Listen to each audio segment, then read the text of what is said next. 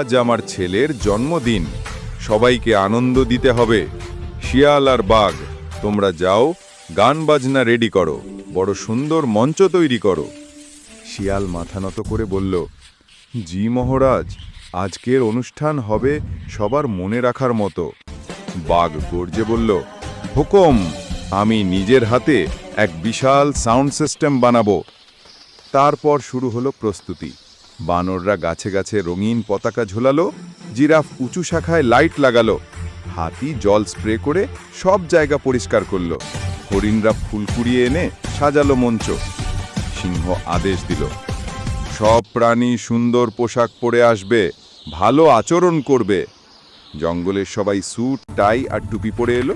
শিয়াল formal jacket, বাঘ কালো কোট, বানর বোটাই আর জিরাফ লম্বা স্কার্ফ পরে হাজির। সবাই হাতে গিফট, কেউ মধুর জার, কেউ সুস্বাদু ফল, কেউ রঙিন বেলুন, কেউ খেলনা।